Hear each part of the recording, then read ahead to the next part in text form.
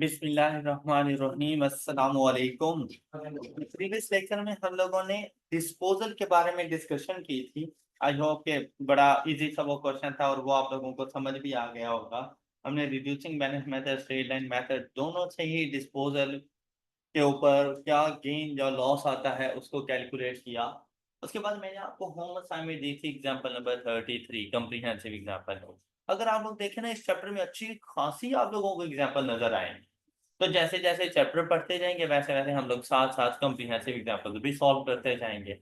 अब अगर इस एग्जांपल में आप लोग देखें तो ये कॉम्प्रिहेंसिव एग्जांपल जितनी भी हैं किसी भी चैप्टर से रेलिवेंट वो सारे आई कैप के पास पेपर्स हैं। तो बेसिकली आप लोग आई कैप के पास पेपर्स ही सॉल्व करते हो। पर आपके माइंड में ये ना हो कि हमने तो सिर्फ स्टडी टेक्स्ट किया, हमने तो पास पेपर किया ही नहीं है। तो ये आपके 2022 तक के तमाम तर पास पेपर्स आपके स्टडी टेक्स्ट में मौजूद। ऑलराइट।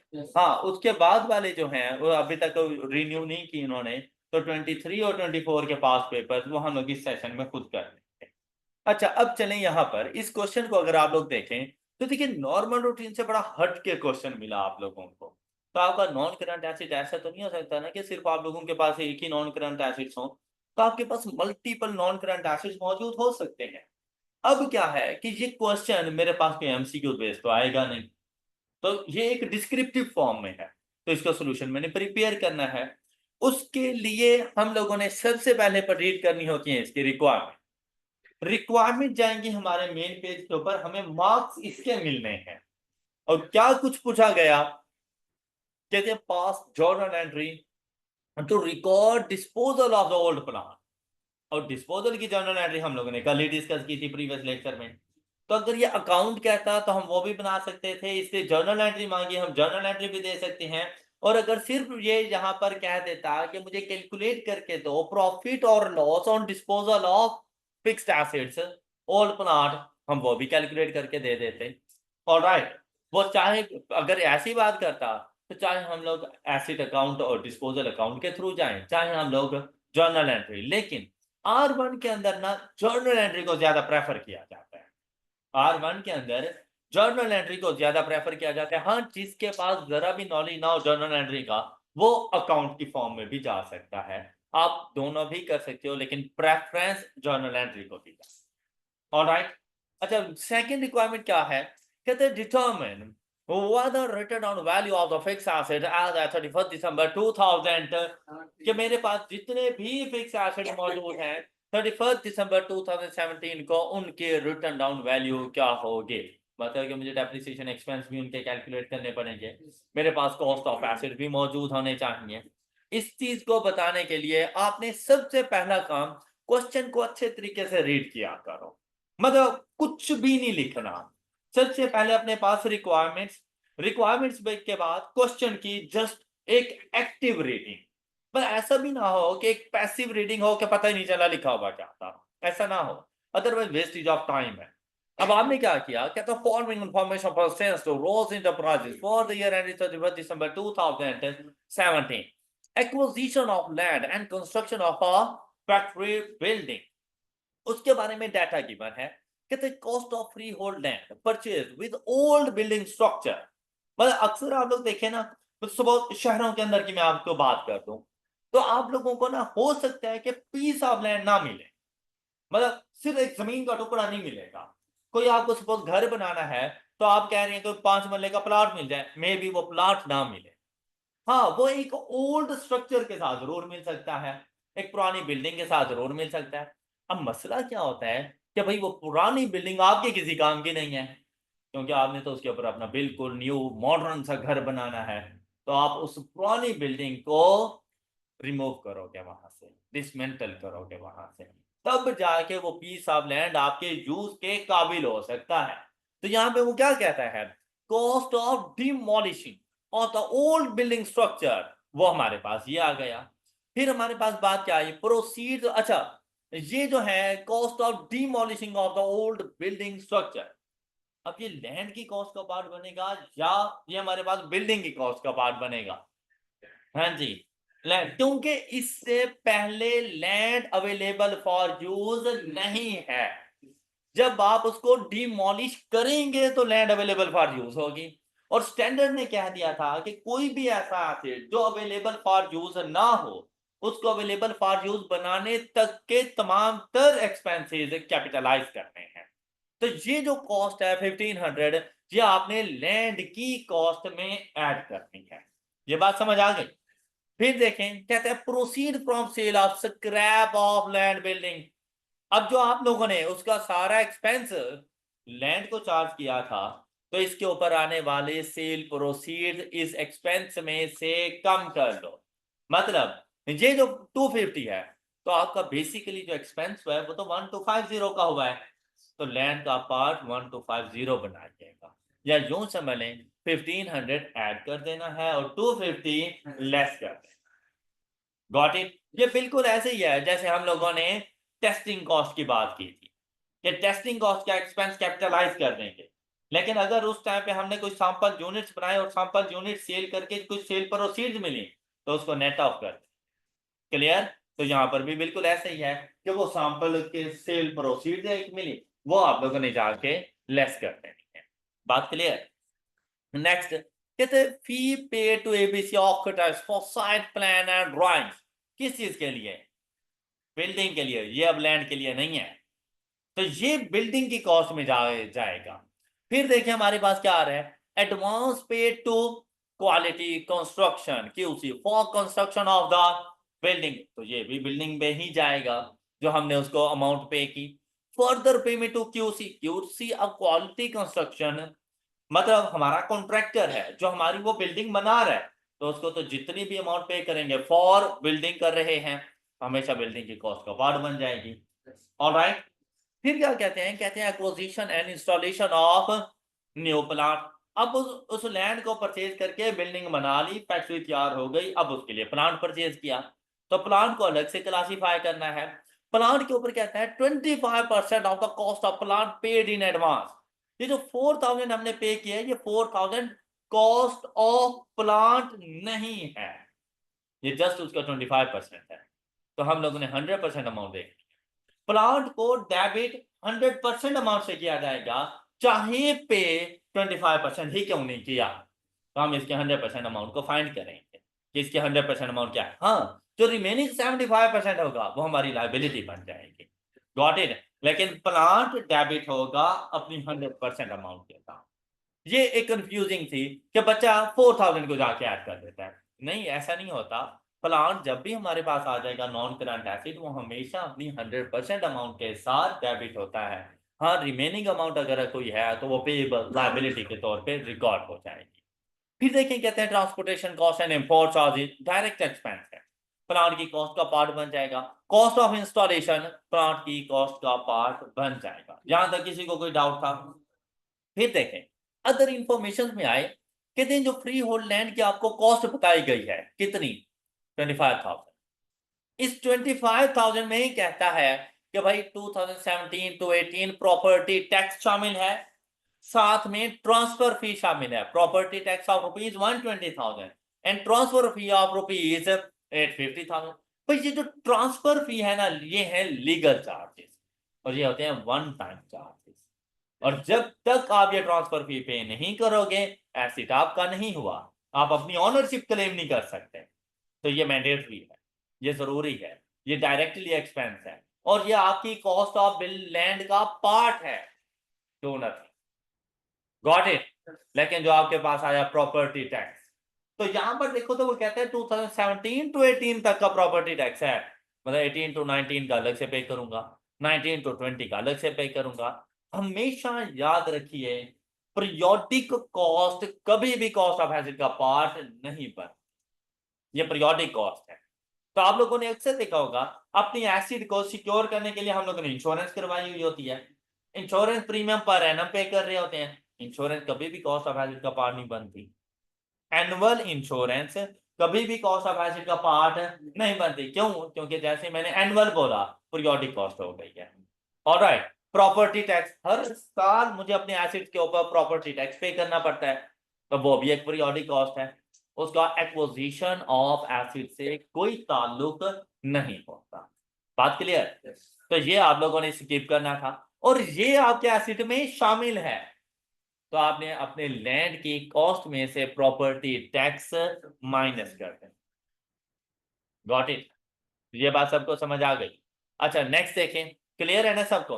अच्छा इंश्योरेंस की मैंने बात की, अगर है इंश्योरेंस साइलेंट तो कभी भी शामिल नहीं, अगर है एनुअल इंश्योरेंस तब भी शामिल नहीं होगा, लेकिन अगर है इंश्योरेंस इन ट्रांजिट, तो इंश्योरेंस इन ट्रांजिट से मुराद होता है कि सप्लायर के प्रेमिसेस से लेकर हमारे प्रेमिसेस तक आने का जो इंश्योरेंस क्लेम है, मतलब ये इन ट्रांजिट रास्ते में होना, कि अगर रास्ते में हमारा एसिड डैमेज हो जाता है, चोरी हो जाता है, कुछ भी हो गया, तो उसके लिए हमें कंपनसेट करेगी इंश्योरेंस कंपनी।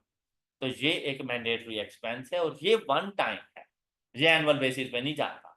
अब जैसे छोटी सी एग्जांपल, आप लोग जब खास तौर पे हवाई जहाज के जरिए सफर करते हो ना, आप सारे इंश्योर्ड होते हो, उस टिकट की प्राइस के अंदर इंश्योरेंस चार्जेस शामिल होते हैं, तमाम पैसेंजर और उनकी फ्लाइट इंश्योर्ड होती है।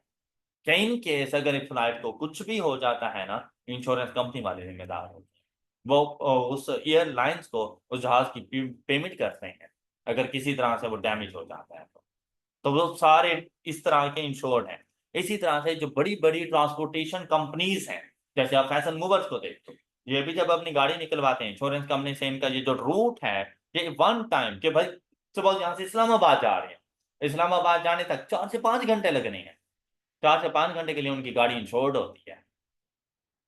ऑलराइट, तो ये बेसिकली उन कंपनीज को नुकसान नहीं होता, तो उन्हें ऐसा कोई फर्क भी नहीं पड़ रहा होता। तो यहाँ पर ये जो इंश्योरेंस इन ट्रांजिट है ना, ये होती है कि एसेट को अपनी लोकेशन तक लाने का एक्सपेंस।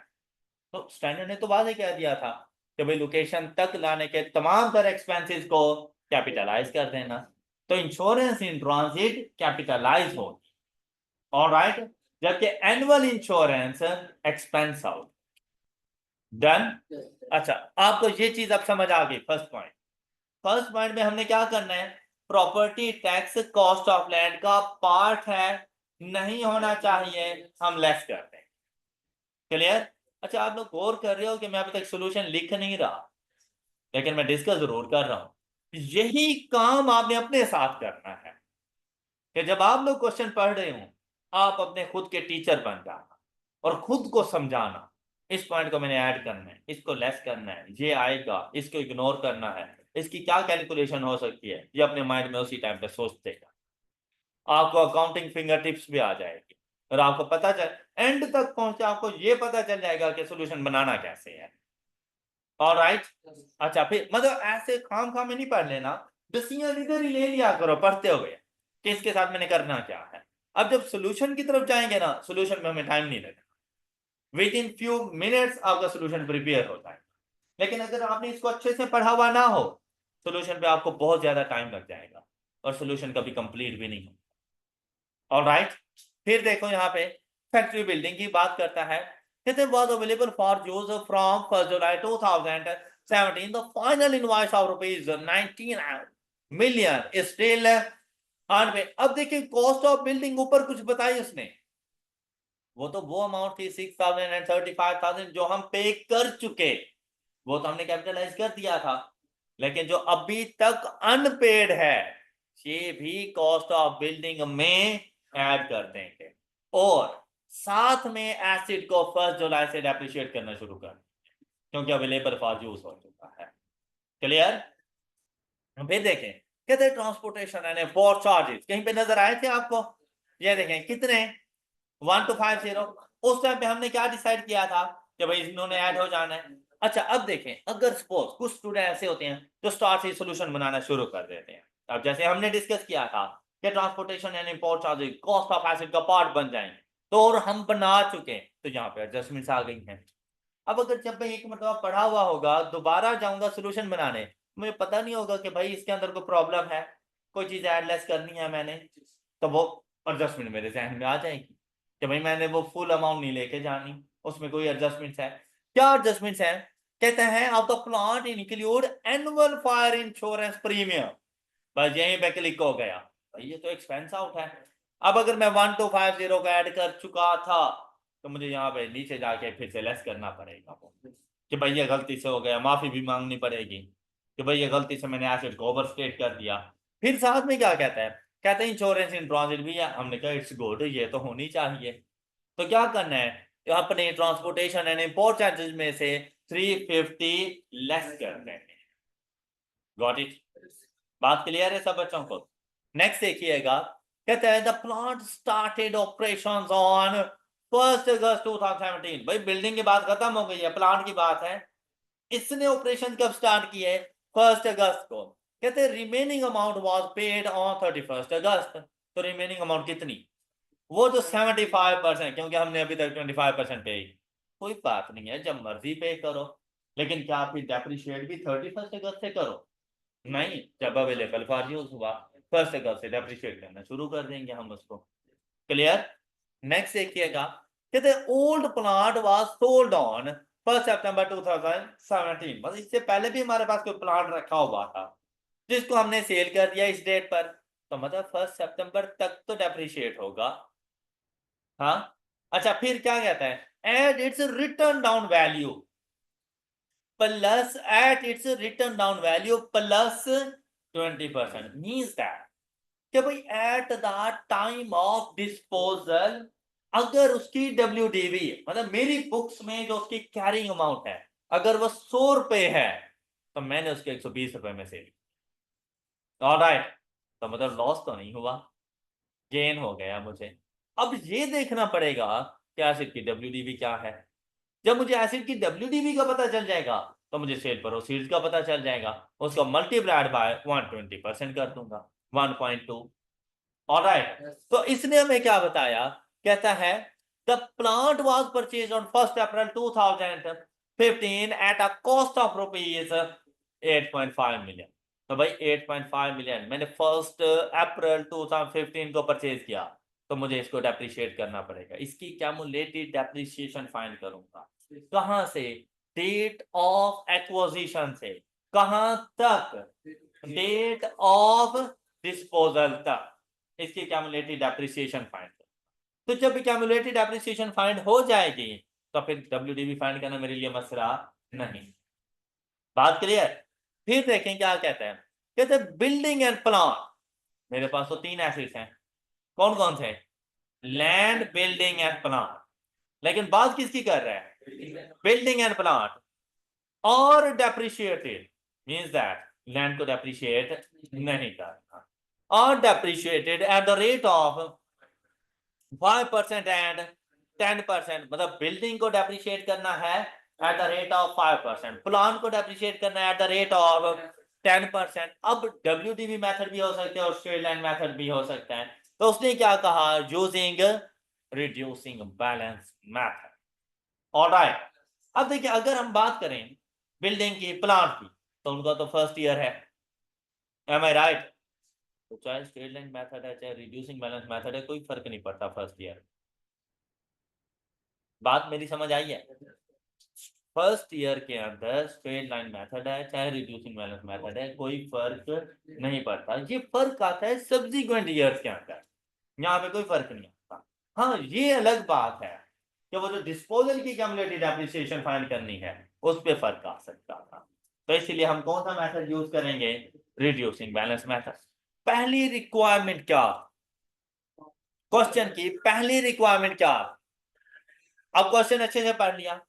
देखो, क्या जर्नल एंट्री जो डिस्पोजल की बतानी है उसका ताल्लुक सिर्फ और सिर्फ इस ट्रांजैक्शन से है।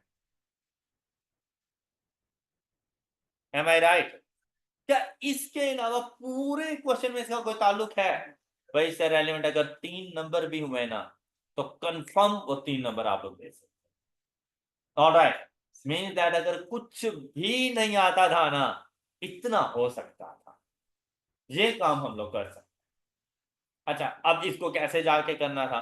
भाई आप सबसे पहले इसी को, जिस रिक्वायरमेंट जिस सीक्वेंस में हो, सॉल्यूशन उसी सीक्वेंस में होना चाहिए। जो चीज पहले पूछ रहा है आपसे अलग से बताओ, चाहे वो आपके किसी लेटर में से ही क्यों ना उसे पता चल जाए, लेकिन आपने अलग से मेंशन करना है कि भाई आपने जो चीज पूछी थी उसका आंसर ये है। ओके हो गया?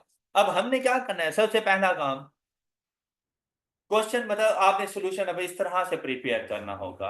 देखें आपके पास आई एग्जांपल नंबर 33, जब मतलब जो भी आपका क्वेश्चन नंबर होगा आप अपने पास वो क्वेश्चन नंबर एग्जांपल नंबर लिख लेंगे।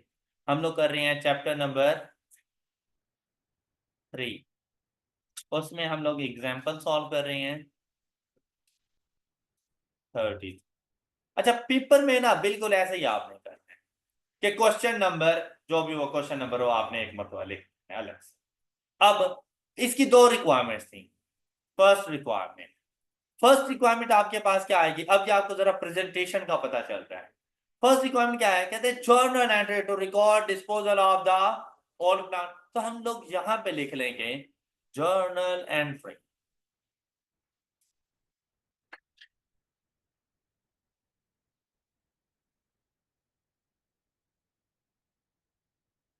To record disposal of plant. और आपने यहाँ पे सिर्फ जरा इस तरह से लिख लेना ऑफ डिस्पोजल।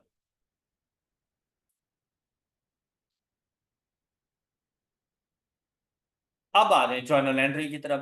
तो जर्नल एंट्री के लिए मैंने आपसे क्या कहा था, उसने कॉस्ट ऑफ एसेट बता दिया है, तो मतलब मुझे एक्यूमुलेटेड डेप्रिसिएशन फाइंड करनी है।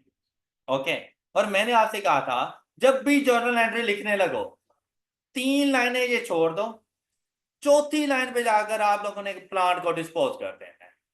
फोर्थ लाइन पे आप लोग जाके लिखोगे प्लांट अकाउंट और उसकी कॉस्ट, और ये कॉस्ट आपको गिवन है कितनी 8500। अच्छा उसकी ऊपर वाली जितनी भी अमाउंट्स है ना, अच्छा ये बात याद रखिएगा, ये जो टेबल में अमाउंट राउंड ऑफ करके देता है मोस्टली जब टैबुलेशन के फॉर्म में डाटा देगा, लेकिन जब एडजस्टमेंट्स में आता है ना तो फिर राउंडिंग ऑफ खत्म हो जाती है, फुल अमाउंट्स लेके चलता है।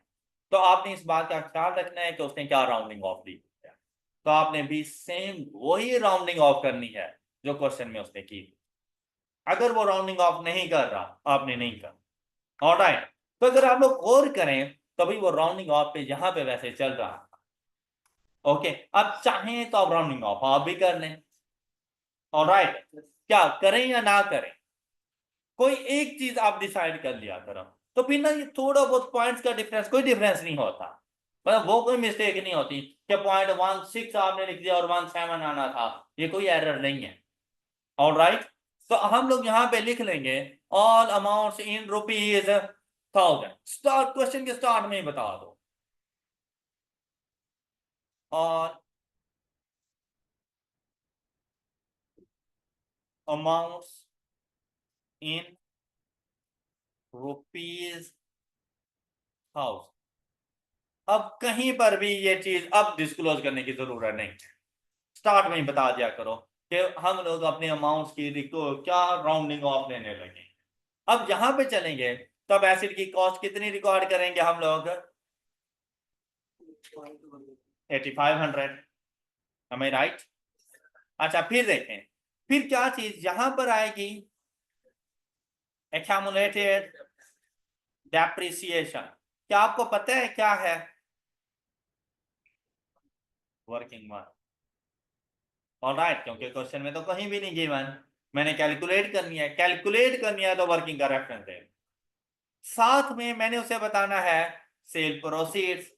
एम आई राइट, तो सेल प्रोसीड्स बैंक अकाउंट यहां पर आ जाएगा, पता तो मुझे इसका भी नहीं है, तो इसका पता कहां से चलेगा, हम लोग चले जाएंगे वर्किंग टू। ओके, अब ये जो लाइन है ना ये है बैलेंसिंग वैल्यू, ये दाएं बाएं कहीं भी हो सकती है, तो मुझे थोड़ा सा वेट करना पड़ेगा। नरेशंस क्या बनेगी, disposal of plant, new plant का डिस्पोजल थोड़ी ना करो, बस old okay disposal of plant, मतलब एक किस्म का शॉर्ट वर्ड में अपनी बात बता दो और इसको अंडरलाइन कर लेंगे। अच्छा अब जब बारी आती है ना हमारे पास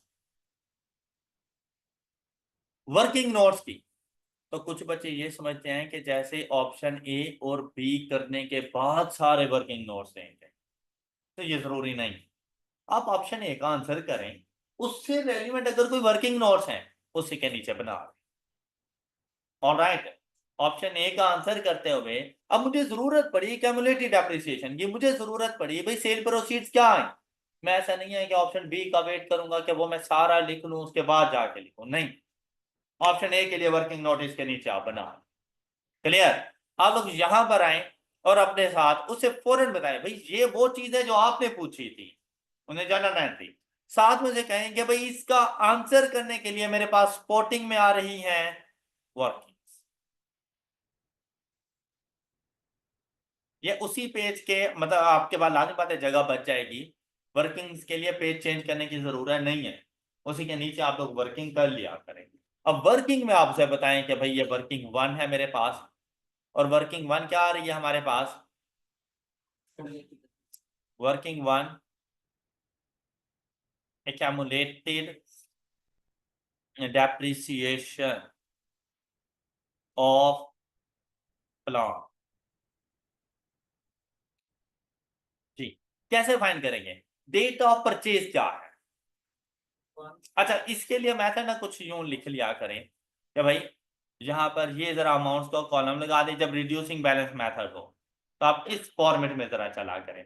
डेट ऑफ परचेज क्या है, 1 अप्रैल 2015, cost of asset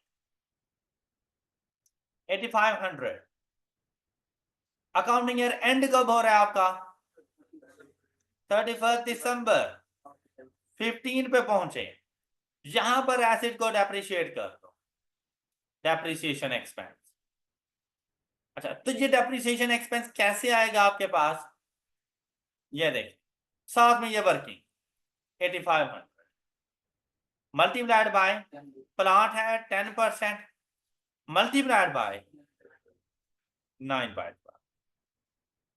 ji, and the value is 638 exact, less किया WDP, नेक्स्ट ईयर की ओपनिंग वैल्यू आपके पास आ, एंड द वैल्यू इज 7862। क्या आपको याद है मैंने आपको फार्मूला भी बताया था, यहाँ पे अप्लाई नहीं हो सकता था क्योंकि ड्यूरिंग द ईयर परचेज हो रहा है, तो यहाँ पे अप्लाई नहीं कर सकते, इसीलिए आप इस मेथड के ऊपर आया करो। और जब भी ऐसी कोई सिचुएशन है वर्किंग बिल्कुल ऐसी रख, अगर आपके पास रिड्यूसिंग बैलेंस मेथड हो, हाँ स्ट्रेट लाइन मेथड वो एक लाइन की वर्किंग होती है, मल्टीप्लाइड बाय एक्यूमुलेटेड टाइम ले लेते हैं तो एक्यूमुलेटेड डेप्रिसिएशन आ जाएगी। अब आए हम लोग अगले साल 31 दिसंबर 16 डेप्रिसिएशन एक्सपेंस। अच्छा ये डेप्रिसिएशन एक्सपेंस कैसे आएगा, 7862 मल्टीप्लाइड बाय 786, जरा राउंड ऑफ करके लिख रहे हैं। मैंने आपसे कहा कि ऐसी सिचुएशन में पॉइंट्स में कोई वैल्यू का डिफरेंस कोई डिफरेंस नहीं होता, आजादी मिल जाती है इतनी, ओके। अच्छा ये वैल्यू फिर अगर आपको मतलब इस चीज की से उलझन हो तो फिर आप लोग टोटल अमाउंट लिख लिया करें, फिर आप लोग राउंड ऑफ की तरफ फिर ना आया करें। अच्छा फिर यहाँ पे देखें वैल्यू क्या बनेगी, ये 7076, वैल्यू जरूर चेक करते रहिएगा। ये आपके पास आ गई WDP। अब 17 कंप्लीट नहीं हुआ, ड्यूरिंग द पीरियड आपने एसिड को डिस्पोज किया कब, 1 सितंबर 2017, 1 सितंबर 17 डेप्रिसिएशन एक्सपेंस।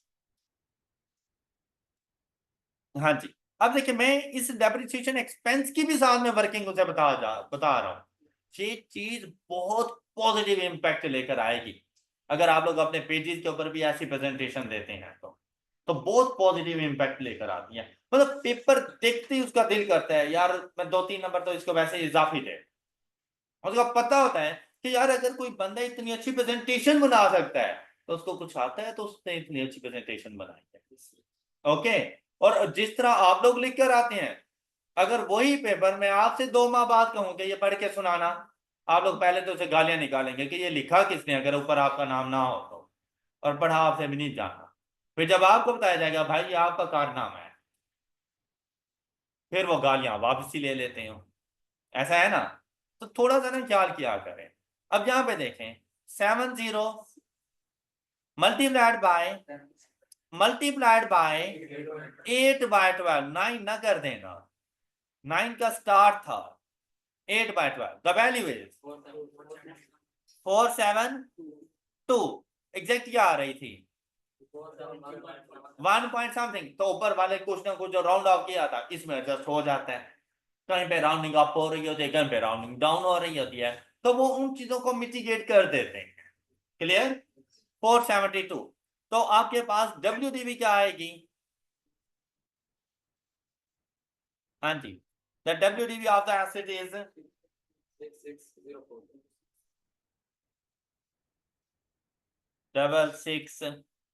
6604। ये है आपके पास एसेट की एट द डेट ऑफ, क्या आपको WDV चाहिए, आपको क्या चाहिए?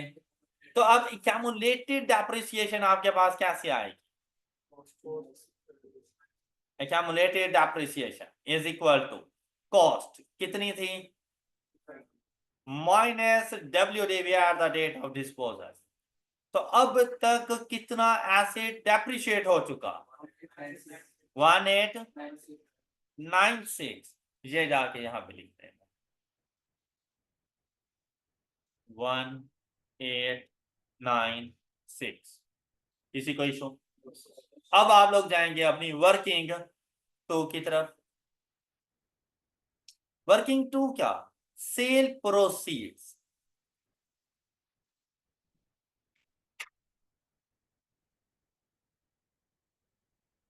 सेल प्रोसीड्स कैसे आएंगे आप लोगों के पास? उसने कहा था at the date of disposal asset की जो WDV है, क्या कैलकुलेट कर नहीं लिया हम लोगों ने?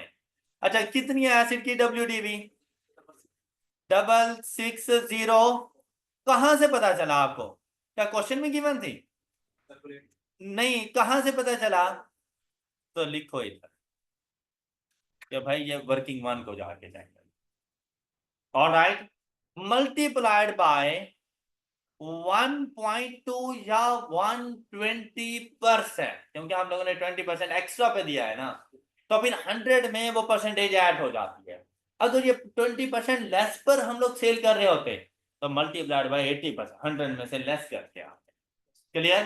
तो यहाँ पे हम लोग क्या लिख देंगे 1.2 इज इक्वल टू 7925। ये है सेल प्रोसीड 7925। अच्छा, क्या यहाँ पे मुझे वैसे सोचने की जरूरत थी कि प्रॉफिट और लॉस अकाउंट कौन सी साइड पर आएगा? नहीं, मेरा नहीं ख्याल। क्यों नहीं सोचने की जरूरत थी? क्योंकि उसने क्या दिया था कि सेल प्रोसीड WDV से 20% एक्स्ट्रा है, तो कंफर्म हो गया था कि गेन है। ऑलराइट, तो गेन है तो प्रॉफिट और लॉस अकाउंट को कहां पे आना चाहिए था? क्रेडिट साइड पे। तो हम लोग ये स्टार्ट में भी लिख सकते थे और वो वैल्यू आ जाएगी हमारे पास अब। हाँ जी, प्रॉफिट और लॉस अकाउंट क्या यहाँ पे? अच्छा, कोशिश क्या करें कि ये चीज इस तरह से लिख लिया करें। ओके, कितना 1321, और आपका ये फर्स्ट पार्ट कंप्लीट हो। और फर्स्ट पार्ट की आप प्रेजेंटेशन भी देख लें।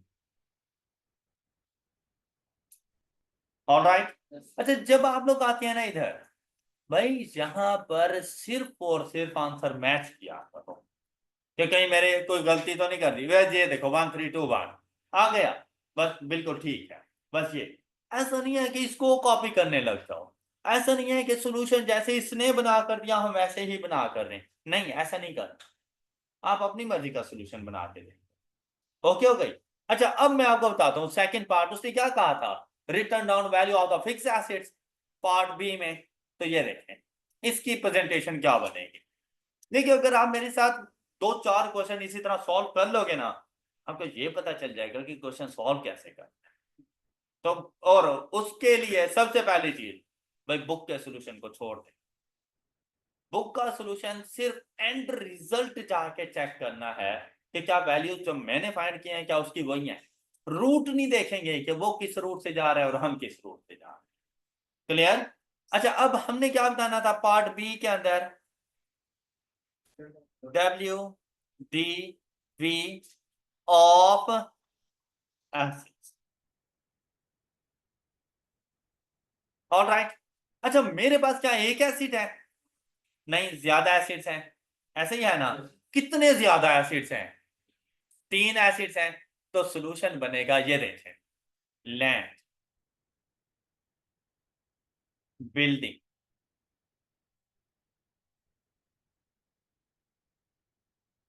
And plant, and at the end total. Total के लिए मना करे तो ना बना, अदरवाइज जरूर बना। ऑलराइट। डब्ल्यूडीवी कैसे आती है? डब्ल्यूडीवी कॉस्ट माइनस, तो भाई यहां पे लिख low cost accumulated depreciation and क्या आ नहीं जाएगा? अब मेन पेज पे सिर्फ इतना सा सॉल्यूशन था, बाकी सारा सपोर्टिंग डॉक्यूमेंट, और वो आपके आ जाएंगी वर्किंग। ऑलराइट। अब देखें, क्या लैंड की कॉस्ट उसने डायरेक्ट बता दिया आप लोगों को? नहीं। तो आप आएंगे वर्किंग नोट्स के ऊपर,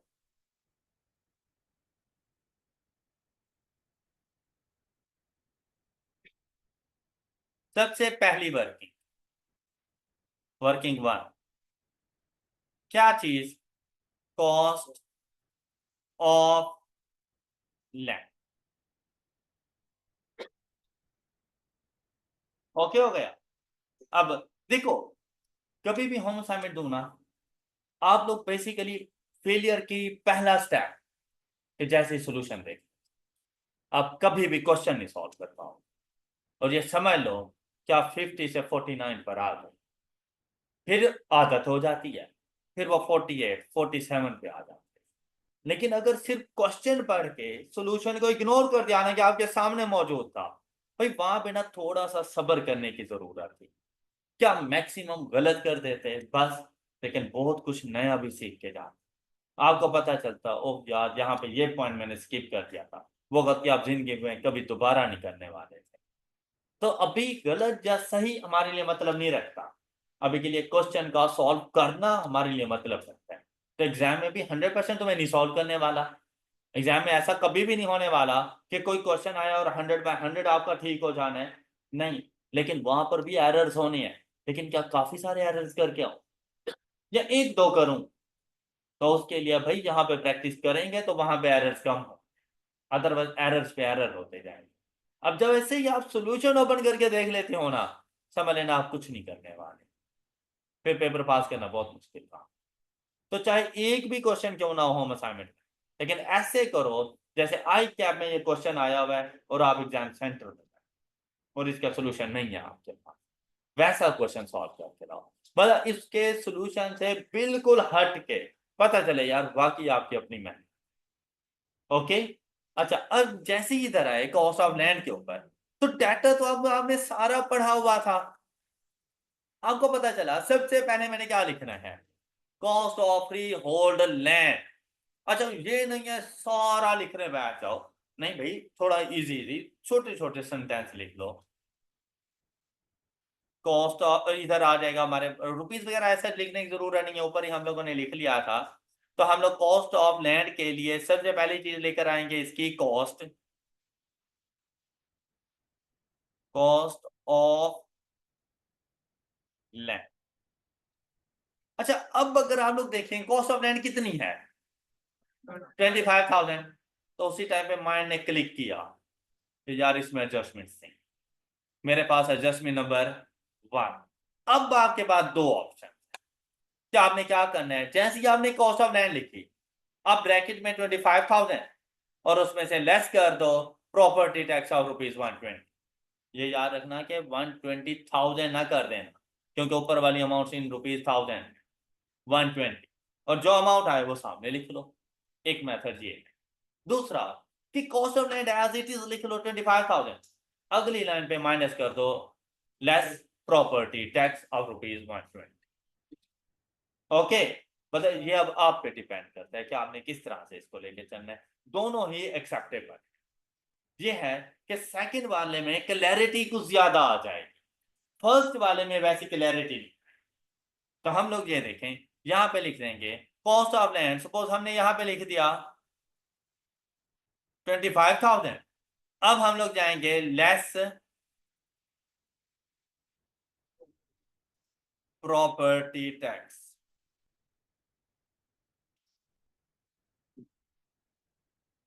अब ये प्रॉपर्टी टैक्स क्वेश्चन में गिवन था। अब सपोज आपके पास वहां पे ना ये एडजस्टमेंट नंबर लिखे होंगे 1 2 3 4 5 6।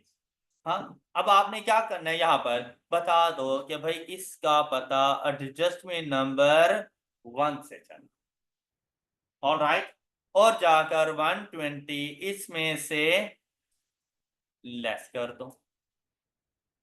बात क्लियर? अच्छा, फिर अब सेकंड पॉइंट पे आए, प्रेजेंटेशन की समझ आ रही है ना?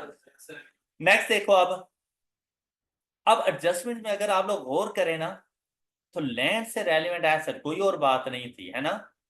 या थी हमारे पास लैंड से रेलिवेंट और कोई बात नहीं थी एडजस्टमेंट्स में, लेकिन टेबल में अभी है कॉस्ट ऑफ डिमोलिशिंग, लेकिन उसके साथ सेल प्रोसीड्स भी आ गई।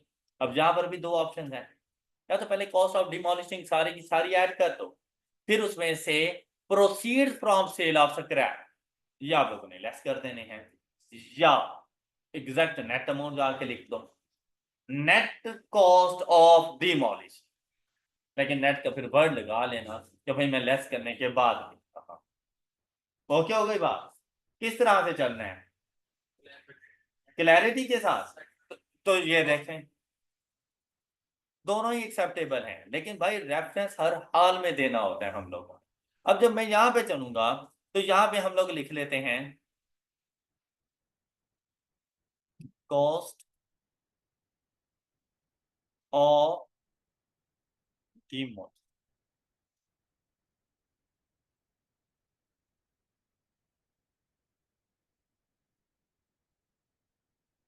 कितना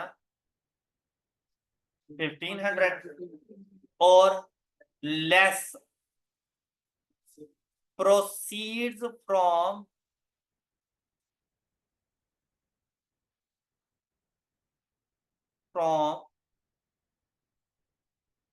scrap,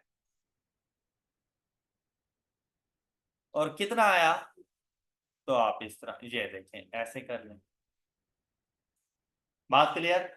ये क्लैरिटी है, मतलब पता चल रहा है आप कब लेस क्या चीज ऐड किस तरह से लेके चल रहे हो, कौन सी चीज कहां पे कीमत थी आपने पिक की है। उसके बाद देखें क्या लैंड से रेलिवेंट कोई और चीज जो आप लोगों ने लिखनी हो?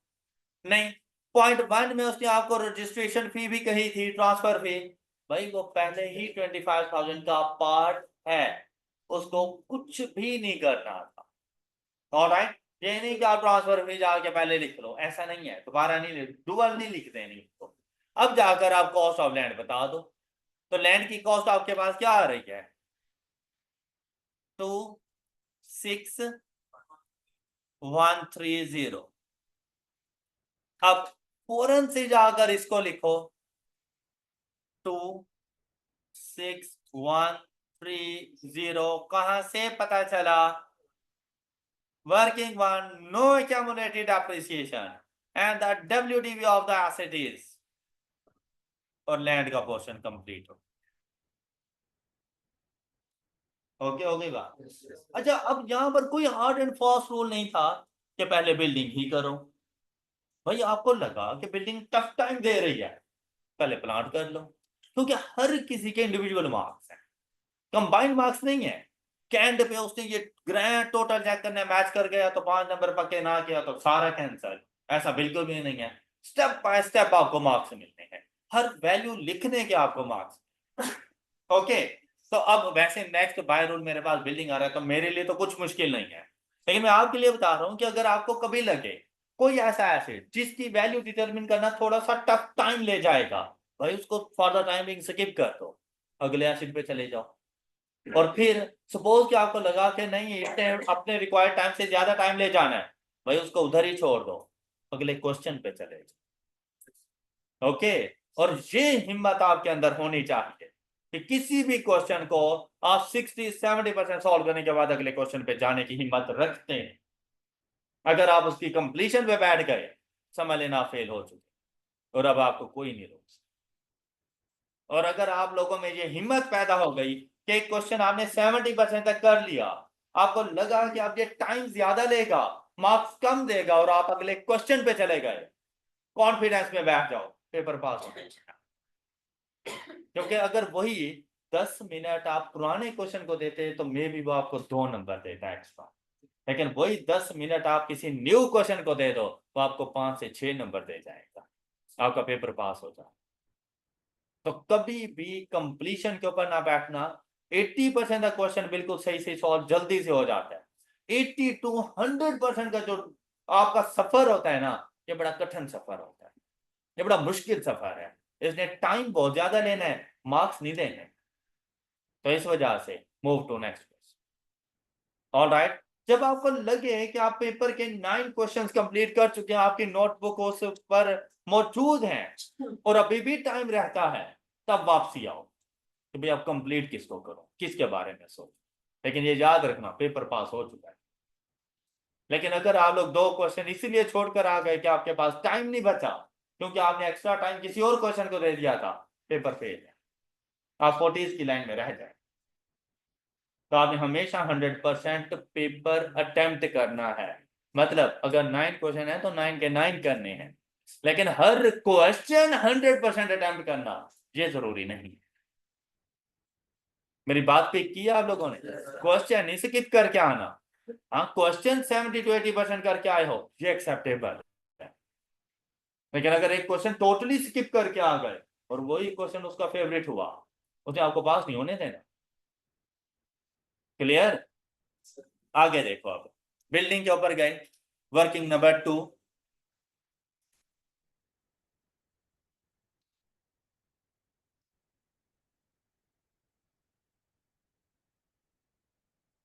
Working two cost of building.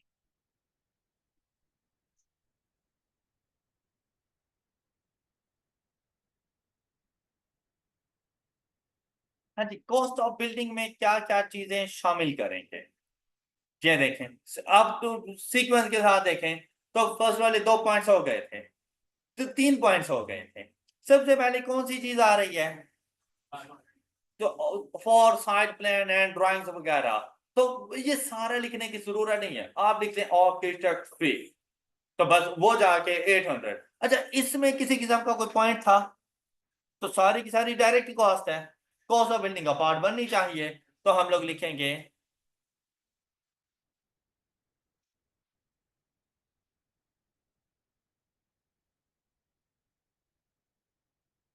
Architect fee of ₹800। Then हाँ जी, advance to quality construction, advance तो भाई जब उसने एब्रीविएशन यूज कर ली तो आप कर लो, उसको पता चल जाएगा। उसने यूज नहीं की तो आपको भी नहीं करनी चाहिए। ओके, अच्छा, फिर ये एडवांस आपने कितना पे किया, तो यहाँ पे लिखो 6000। फर्दर पेमेंट,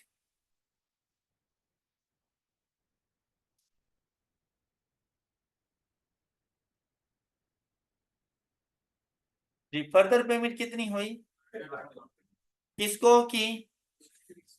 तो क्यूसी कितनी?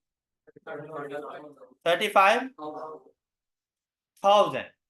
फिर पेएबल टू क्यूसी, याद है आप लोगों को एडजस्टमेंट में पता चला था, पेएबल टू क्यूसी कितनी अमाउंट? All right. अच्छा, ये एक ही लाइन में लिखा जा सकता था, एक ही लाइन में। कि पेमेंट्स टू क्यूसी ब्रैकेट लगाते 6000 plus 35,000 plus 19,000 bracket close total जाके लिख लें।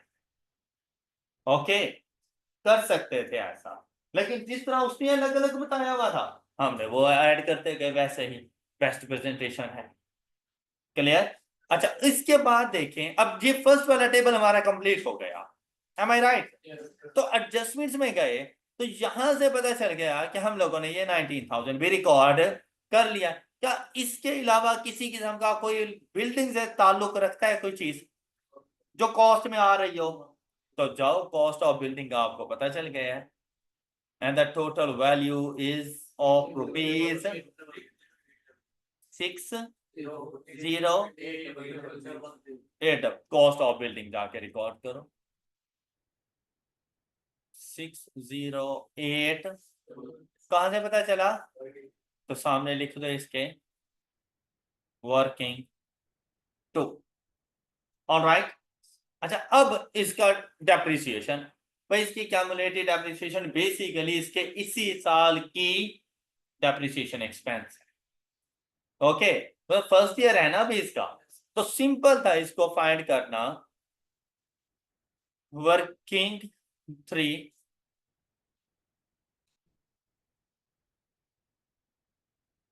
depreciation expense of building।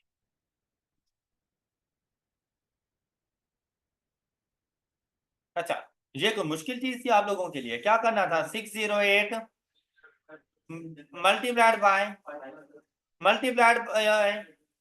1 जुलाई को अवेलेबल फॉर यूज हो गई थी, याद आया? तो 6/12 इज इक्वल टू 1520। तो ये चला गया 1520, 1520 लेस कर देंगे, पता कहां से चला? वर्किंग 3 से। And the WDV of the building is 59280। ले, ये बिल्डिंग का पोर्शन भी कंप्लीट हो गया। ऑलराइट। अच्छा, अब नेक्स्ट देखें, वर्किंग 3 हमारे पास आएगी, सॉरी 4, कौन सी? Cost of plant,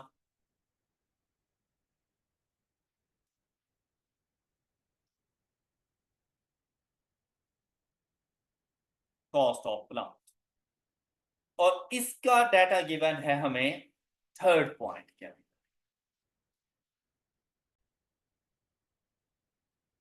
25% cost of the plant paid in कितना?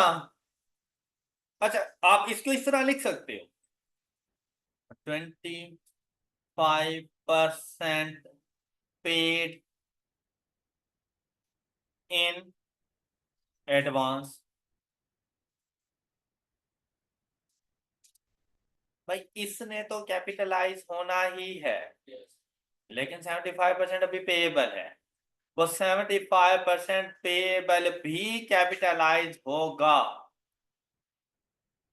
पेएबल, अब उसको फाइंड कैसे करना है? अच्छा, कुछ छोटी सी वर्किंग आ जाती है ना, तो उसके लिए कोई अलग वर्किंग का रेफरेंस नहीं देना, वो साथ इसके लिखी जा सकती है। देखें कि 4000 डिवाइडेड बाय मल्टीप्लाइड बाय, ये देखिए ये पता चल जाएगा 12,000।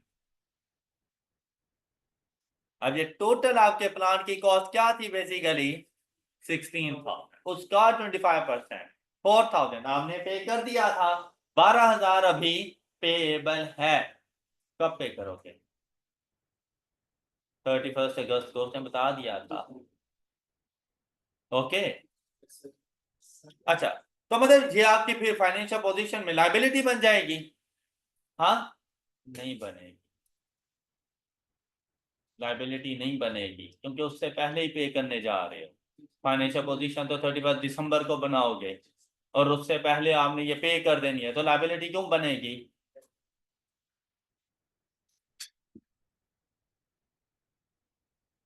पॉइंट पिक किया आप लोगों ने? इन केस अगर आपसे कह दे 31 दिसंबर मुझे स्टेटमेंट ऑफ फाइनेंशियल पोजीशन के एक्सट्रैक्ट बना कर दें, तो भाई उसमें ये करंट लायबिलिटी ना लिख देना, ये तो आप पे कर चुके हो, तो फिर ये लायबिलिटी आपकी कहां से बनेगी, राइट? नेक्स्ट देखें, इससे रेलिवेंट कहता है ट्रांसपोर्टेशन एंड इंपोर्ट चार्जेस, लेकिन उसके लिए उसने क्या कहा था हमें कि ट्रांसपोर्टेशन एंड इंपोर्ट चार्जेस के अंदर फायर इंश्योरेंस प्रीमियम है जो कि कॉस्ट ऑफ एसेट का पार्ट। अब वही मेथड कि या तो लेस करके लिख लो या अलग से उसको फुल जाने दो या अलग से लेस कर दो इसमें से। ओके, क्या करें, क्या करें, अलग अलग लिखें, ट्रांसपोर्टेशन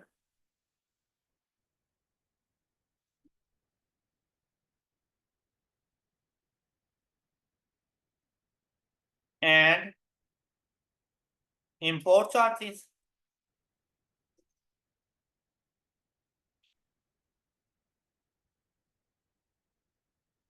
टोटल कितने हैं? 1250। अच्छा, लेस ये हमारे पास 1 2 थर्ड पॉइंट में क्या, annual fire insurance of rupees, less annual fire insurance.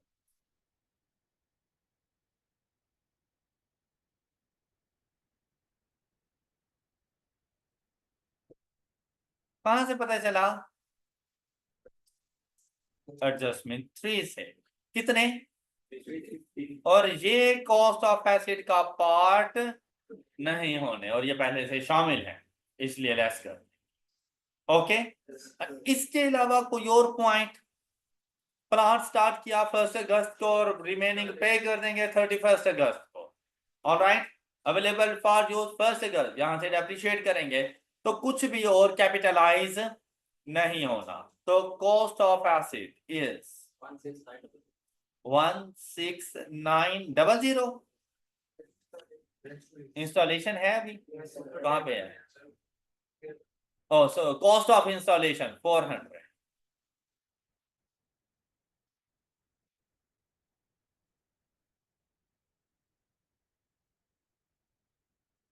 Ji, cost of installation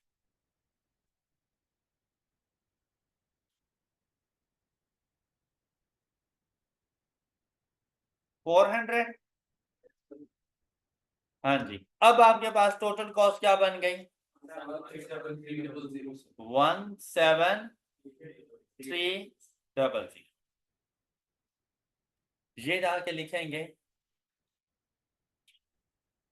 इधर 173, पता चला वर्किंग फॉर,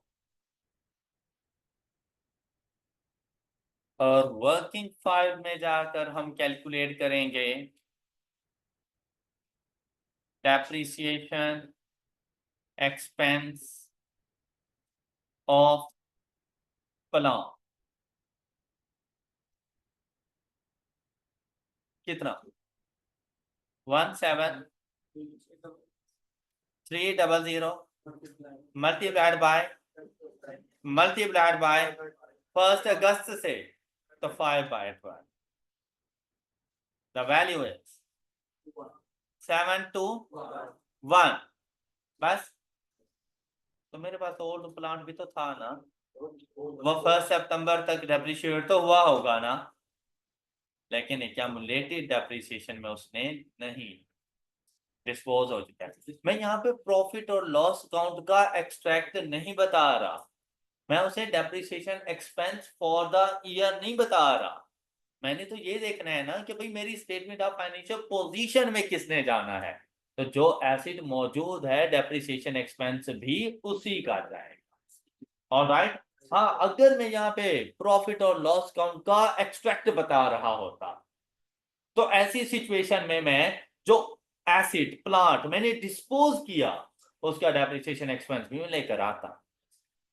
बात को पिक किया है? चलो अब एक्यूमुलेटेड डेप्रिसिएशन में सिर्फ चला जाएगा हमारे पास 721 जी। तो आपके पास इसके बाद WDV क्या आ जाएगी?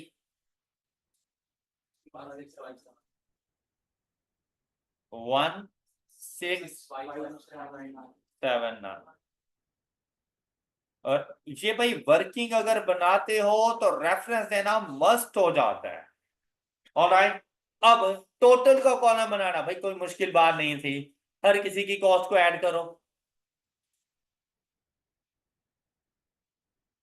26130 प्लस 60800 प्लस 17300 10423। अब ये दोनों 721 प्लस 1520 2241 लेस करें 8189 पागल हो गए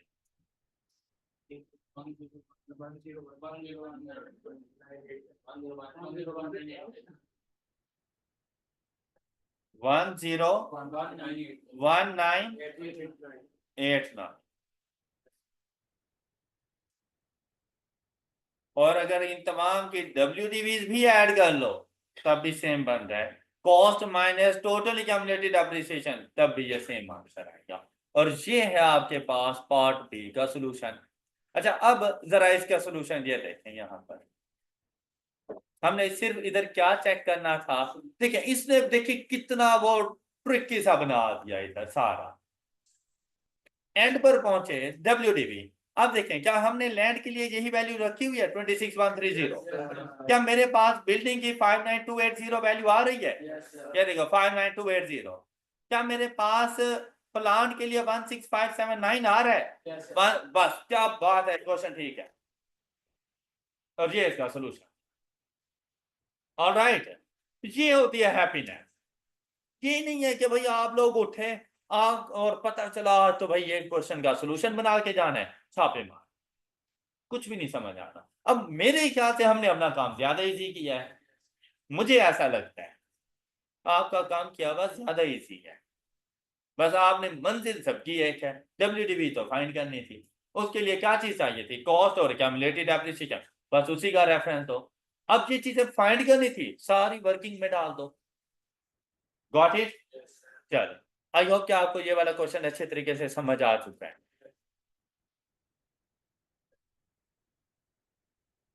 insurance in transit cost of asset का पार्ट बन जाता है। ओके, ये होती है कि सप्लायर के प्रेमिसेस से लेकर हमारी लोकेशन तक पहुंचने का इंश्योरेंस एक्सपेंस। तो वो लोकेशन तक आना, स्टैंडर्ड ने कहा था कि एसेट को लोकेशन तक लाने के एक्सपेंसेस को कैपिटलाइज करना, तो इंश्योरेंस इन ट्रांजिट कैपिटलाइज हो जाएगी। बनेगी कैपिटलाइज होने का मतलब तो बेटा वो पहले से बनी हुई थी, उस स्टेटमेंट को गौर से पढ़ो, वो पहले से उसका पार्ट थी।